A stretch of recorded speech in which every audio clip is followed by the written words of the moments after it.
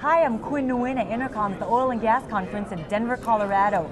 Joining me now is Jim Brendel, National Director of Audit and Accounting at Hein Associates. Welcome, Jim. Good morning. Now, the convergence of U.S. and international accounting standards is looming, and the implications can be alarming, especially for oil and gas companies. Can you tell us about the International Financial Reporting Standards? Sure. The International Standards, or IFRS, is a set of global standards that have been developed to apply around the world.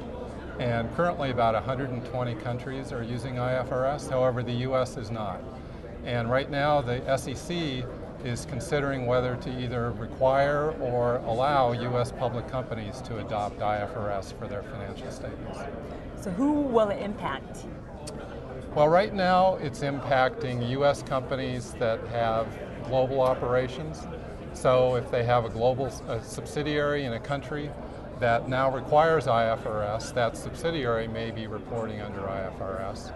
But in addition, a lot of energy companies have elected to go public in Canada, and in 2011, Canada required the use of IFRS for public company financial statements. So even those US companies, if they're reporting in Canada, are having to adopt IFRS now.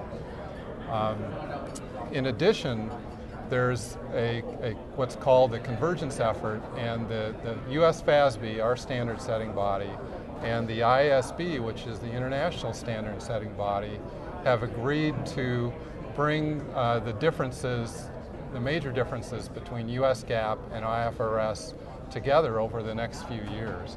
And as a result of that process, there are going to be some major changes to US GAAP for all US companies coming up shortly. Now, what are some of the standards that will most impact oil and gas companies?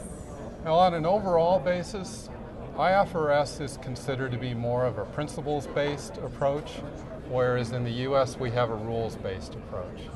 And what that means is under IFRS, you're looking at the general principle and trying to apply it to a transaction, whereas in the US we have specific rules, and we look a lot more closely at the terms of agreements, and there's more of what's called a bright line test.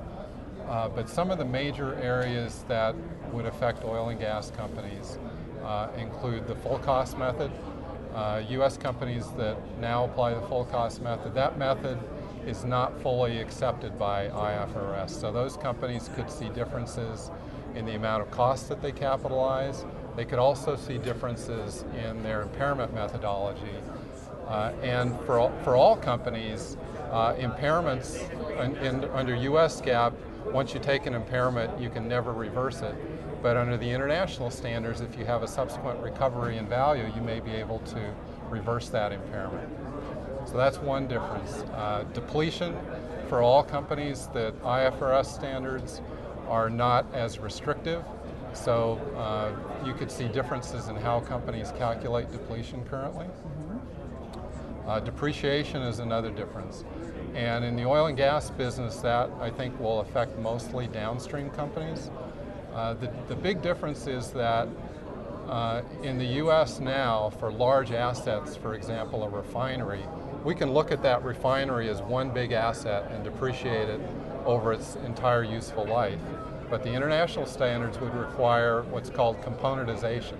So you'd have to break it down into individual assets, and each asset would be depreciated over a different life.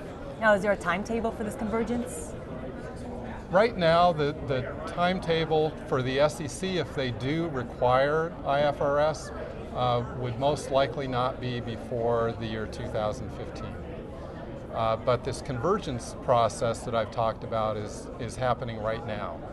And two of the major convergence projects, the revenue recognition and leasing projects, could be finalized as early as this year, and so they could be adopted within the next year or two.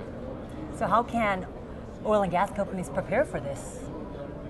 Well, because different companies will be affected differently, I think they have to look at it differently. For public companies that might have to adopt IFRS on a wholesale basis, that's a big project that's going to require a lot of time, a lot of money, both in terms of manpower and maybe information systems. So they need to start, I think, planning for that now.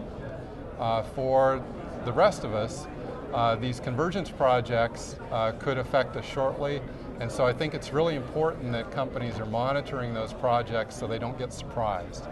But really, I think for all companies, staying on top of this process will help you. What we've seen with companies, say in the UK and Canada, that have had to adopt IFRS, is those that started early were able to do it in a much more measured fashion and at a lower cost than those that waited till the last minute and had to do it in a panic situation. Well, Jim, very good information. Thank you for your time today. Thank you. I'm Quinn Nguyen for oilandgas360.com.